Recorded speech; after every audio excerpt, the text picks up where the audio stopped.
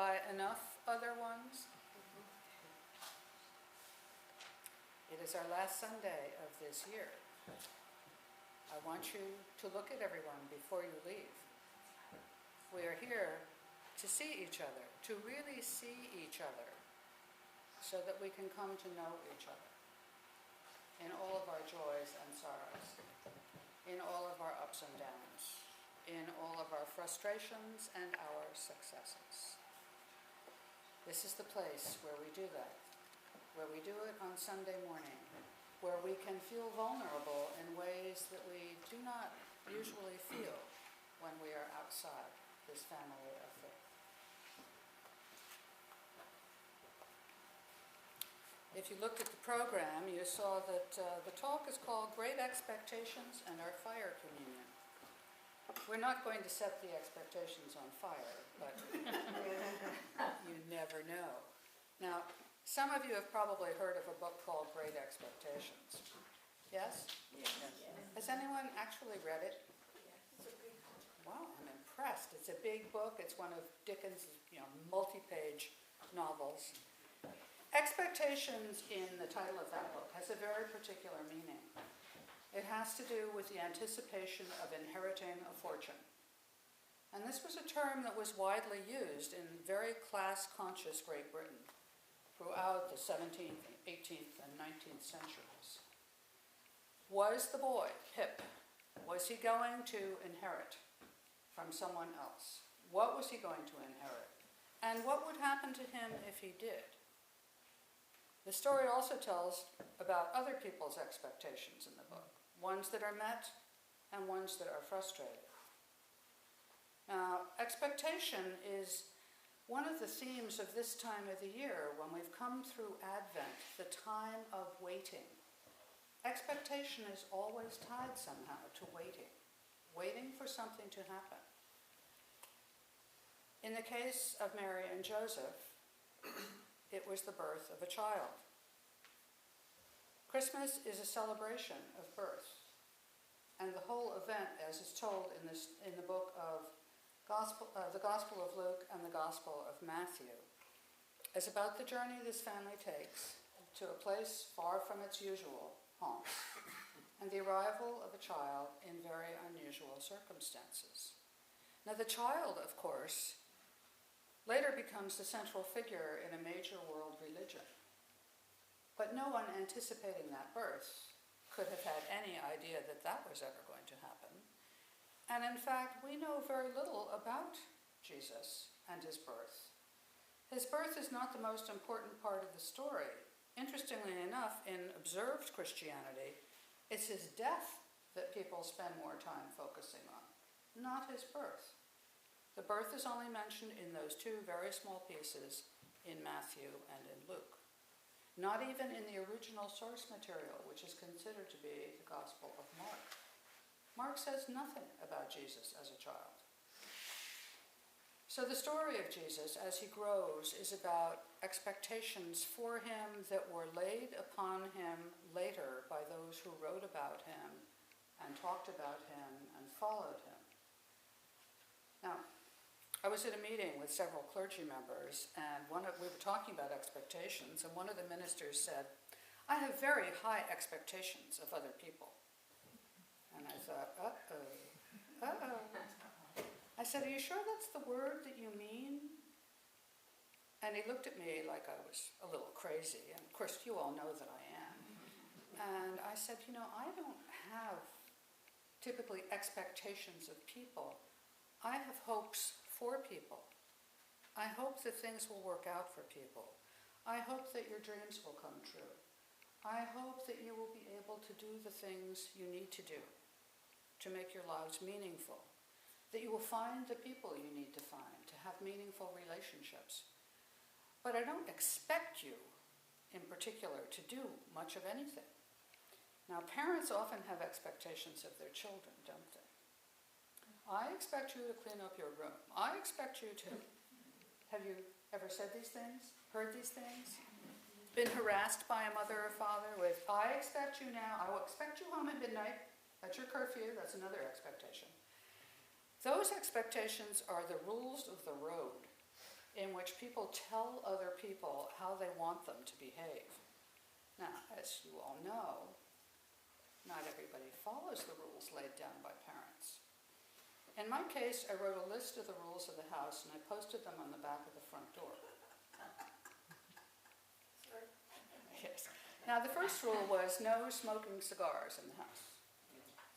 Now, mind you, I only had a 6-year-old in the house with me. The next one was no men in the house if I'm not here. My 6-year-old was never going to let any men in the house. The third one was no long-distance phone calls to Ecuador. This was the one that made her laugh the loudest. And I said, why do you think that's so funny? And she said, well, you know Aunt Lupe is from Ecuador. And I said, yes, but she doesn't live there. She lives here. Oh, so I can't call my other cousins in Ecuador? And I said, I would rather you didn't. Now, these rules were set up just to give my daughter a sense of what rules were. They weren't rules that literally applied to anything that was going on. They were sort of, what does a rule look like? What is a rule for? So I told her these things. And I also said, because she was an only child, so therefore the oldest child, the middle child, the youngest child, and the only child, 4 children in one, 4 games to play with her mother and with everybody else, and she thought that the world revolved around her. So one day I said, let me tell you how the world operates in this house. This is a castle. As it happens, it's my castle, which means that I am the queen in this castle, and you, my dear, are the princess. You will follow what the queen says. I will try to say yes to you on every occasion that I can, with the exception of behaviors around health, etiquette, and safety. If I say no to you on something having to do with those topics, that's it. There will be no discussion about it. It will simply be, this is where the yes ends and the no begins. And I said, now, I know this is probably feeling very fierce to you. When you go to your friends' houses, you are in their parents' castles, where they are the kings and queens. And you are a visiting princess. You must deal with what their rules are and what their expectations of you are in that house. Now, this seems to have worked amazingly well, because my daughter took it to heart that it was my house, and that if I said, look, this is my house, you will have your own castle one day, and you can run it the way you want, but you are now in mine. So please abide by my rules for the house. So we have expectations around how we're going to behave. We have expectations perhaps around money. We also have expectations about things to come. And sometimes those are hopes, sometimes those are based on life experience. I heard someone say, I expect the sun to come up tomorrow. That's like that song in Annie. The sun will come up tomorrow, bet your bottom dollar that tomorrow. You expect it to come up because you've seen it come up every day. It doesn't necessarily mean it will come up or that you'll see it. You know that Christmas night was the full moon, the full cold moon. First time since 1977. I am a sucker for a full moon. I love sitting on my porch watching the phases of the moon as it crosses over, comes up out of the Atlantic Ocean and goes up over the hill where I live and then down into the west. I got to see the full moon on Christmas Eve because I was out at the other congregation I serve, and we lit candles and went out into the dark to sing Silent Night under the full moon, which appeared magically for about 5 minutes of that song. I haven't seen the full moon since. And I have to say, I'm very grumpy about that because I wanted to see it on Christmas when it was the full moon. I was expecting, hoping to see it on Christmas, but I didn't. Now, when we get to these expectations, there are questions around how do you handle them? Do you have very high expectations? Do you have low expectations? Have your quote-unquote expectations changed as you have grown older? Does anyone here have a particular expectation he or she ever had that you'd like to share? Come on, I've talked about my daughter, my house rules, the moon. Some of you must have had some expectations of some sort. Eileen, you're whispering. I'm whispering that my older Cocker Spaniel, whom I adore, no one's loved me other than my mother the way this Cocker Spaniel loves me, has started urinating all over the house. Oh. We've been to the vet several times. They just say, he's a little old man. So And my expectation was he wouldn't do that. that he wouldn't do that. Expectations go astray. Yes, and now he is. And so what is your expectation now? Oh, I have no idea. The vet calls it a deal breaker. You know, Miss Fallon, he says, too many owners, this is a deal breaker. I said, but he still has his little bandit personality. Uh-huh. Pampers. I bought diapers, couldn't get them on him, he kept moving around. I'll have to try again. It's very hard. So have you lowered your expectations? You're not expecting him to stop that Oh, now? I'm not expecting him to stop, no, so I guess I've not just lowered them, thrown them out the window. Thrown him out the window, Yeah. yes. So you can lower them, or you can just give them up altogether. Yeah. Bill, you want to say something? Yeah, actually, it's directed at the lady with the Cocker Spaniel. I also have a Cocker Spaniel. I got mine at 9 months with that problem. Oh, really? And what I learned, I have him, he's 8 years old now, and I still have him. A big thing with them when they start doing that is how much water you give them and how often you give them. Oh, I see. What they told me was to reduce the bowl size and to never give them more than an inch of water. Oh, that's But you nice. have, it becomes a job then. You gotta watch that, you have to watch the water that he always has some. Yeah. But that really helped a lot. And as a matter of fact, just a sidebar, my sister also has a big dog with a big water dish. And for years I couldn't figure out why every time I brought him there, he'd pee on her rug. Only her rug. I bring this dog, everywhere with me, and I never had any trouble. And I just had him up there Christmas Day, and we finally realized it's because he empties the dish of the big dog. So this is 8 years later, So still, the amount of water helps. I'm not sure it'll help, but it's something to try. That's a good idea, thank you. You're welcome. You never know what you'll learn during church. I'm going to keep that in mind with my cats. Anybody else have an expectation that changed over time? Yeah, Yes, I did. Linda. I did. I was thinking back to, there was a day when I was maybe in my late 20s, and I'm not really sure of the circumstances, except I do know that I had divorced my husband, I was living with a roommate, but there was one day that I woke up and realized that I was on my own. That although I could have friends, I could have people that I was close to, that basically I only had myself to count on. And that was an expectation that set in at that time and has since made it very hard for me to connect with other people and to ask for help. But I am proud to say that I'm now doing those things, and so that expectation has changed, even if it took a couple of decades to get there.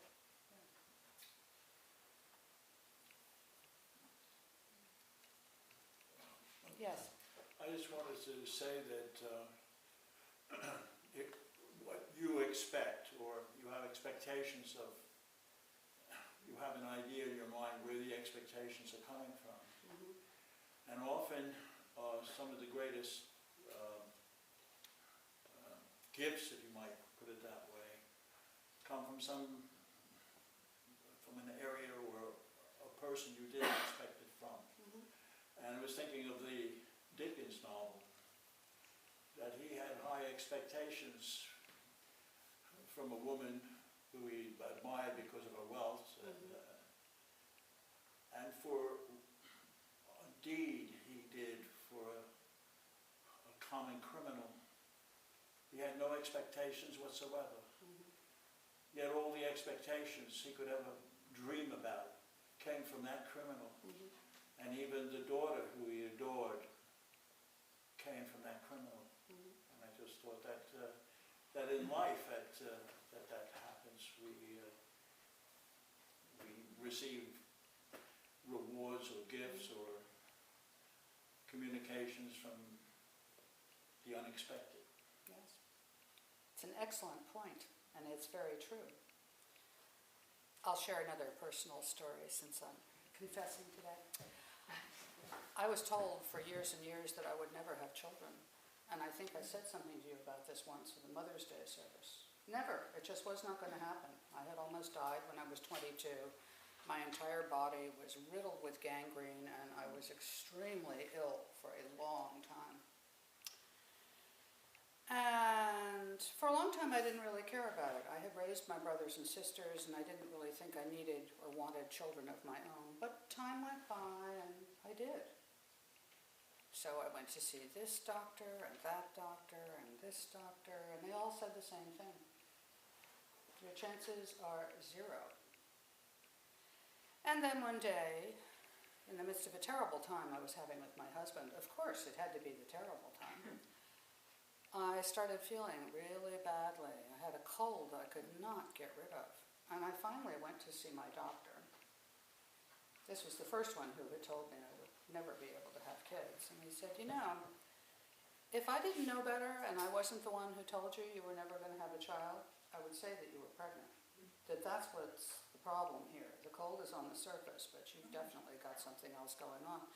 And if you're not pregnant, I'm going to hospitalize you right away, because then there really is trouble. So he said, I'm going to do a lot of tests, and I'll let you know. And 3 days later, on a Sunday morning, I went downstairs to my kitchen. The answering machine light was blinking. This was back in the days when we had answering machines. And I pressed the button, and it was my doctor, my Hungarian doctor, Dr. Gyula Nemes. And he said, well, I have a surprise for you. You are indeed pregnant. I cannot believe it. I told you it would never happen. And you must come in tomorrow, because you are a very high-risk pregnancy. I was also the oldest patient he'd ever had as a first-time pregnancy. And that was 2 days before Christmas. And for me, Christmas has always been about the fact that I found my daughter was coming into my life right before Christmas. And so I've always said, you know, I don't care if I ever have another Christmas present. This was the best Christmas news I ever could have had. I also called the office of doctor number 3, who was very, very cold when he told me I was never going to have children. And I said to the nurse, I'd like you to put a note in my file, please. I'm currently 5 months pregnant. Little So, I had in fact turned the babied room in my house into a closet 3 weeks before I discovered this. I had given up all expectation.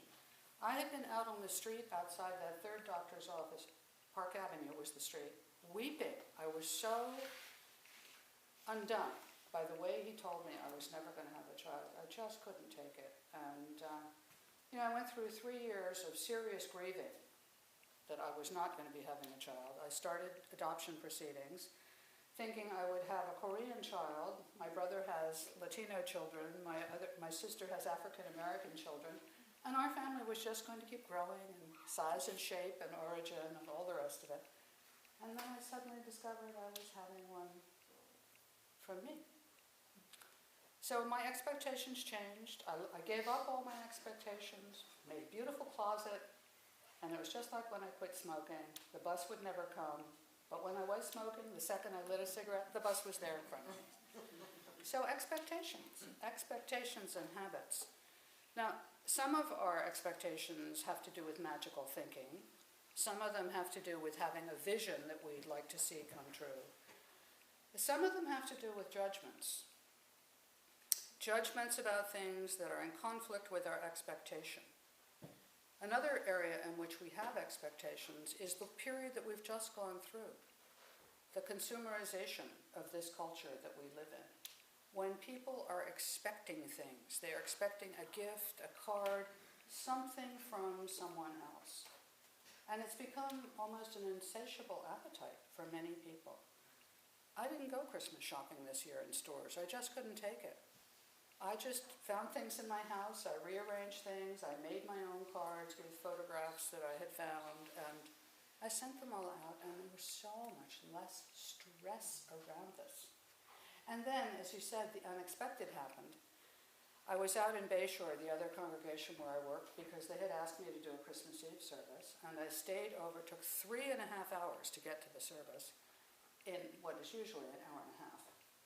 The service was wonderful, everybody was very happy, and that night I spent at the home of a congregant and her husband, and the next morning, on the kitchen table, was a bottle of Prosecco, and I thought, oh, I really like that. I guess they're taking that to their daughter's house. And there was a gift bag, and I thought, no, probably for the daughter. And the mother sat down and she said, Julie, those things are for you. And I said, for me? I wasn't expecting anything from them. And she said, do you like Prosecco? And I said, as it happens, I love it. She said, well, I want you to look in the bag. I got this for you because I think it's you. Now, you might not like it, but I want you to take a look. So I opened the bag, and out came this amazing prayer stole made of cashmere and silk. And doesn't it look like a stained glass window? Yes. And doesn't it look almost like there's a chalice at this end of it? Yes, it does. You see that in the corner? It looks like the Dome of the Rock. Yeah, Back of it. the Dome of the Rock. I was completely bowled over by that. And it was another one of those moments with, well, I didn't go there expecting anything except scrambled eggs. And look at what I'm walking away with. This is really lovely. So if we just leave things open without any plans, you know what John Lennon said, life is what happens to you while you're busy making other plans, other things will come. So here's a poem I'd like to read to you. God, give us rain when we expect sun. Give us music when we expect trouble. Give us tears when we expect breakfast. Give us dreams when we expect a storm. Give us a stray dog when we expect congratulations.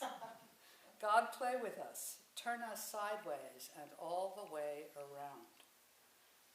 When those things happen, other things happen to us. And those are the things that wake us up to the wonder and the mystery of life, and there certainly is plenty of it. So,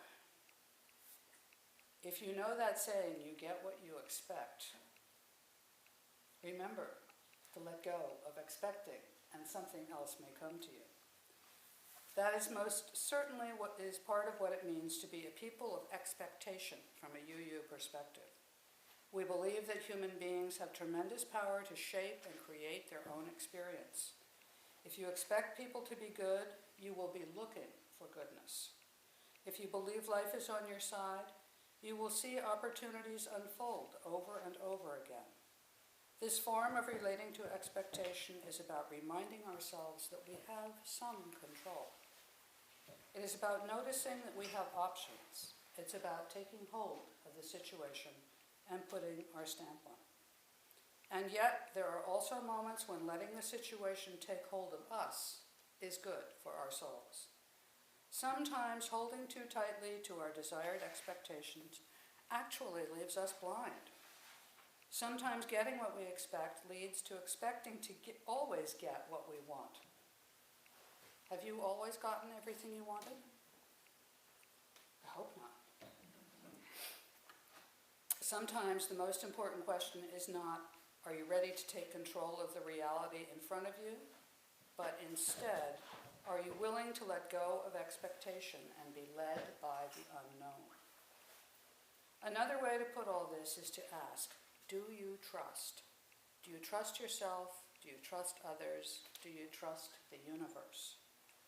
Do you have faith that this wildly unpredictable life of ours will not lead you astray? When your expectations get turned on their head, do you see that as a threat, or are you willing to lean in? When that stray dog messes up your big congratulatory day, are you willing to follow where it wants you to go, or is your first instinct to put it down? Please, don't put it down. I will close with a comment from Garth Brooks. Are there any country music fans here in the room? Yes. Garth Brooks has a song that I have loved ever since the first time I heard him sing it. It's called Unanswered Prayers. It's about a man who is thinking about someone he used to love, who didn't love him back. And now he has somebody else. And the chorus of the song is, some of God's greatest gifts are unanswered prayers. Barb, time for the fire community.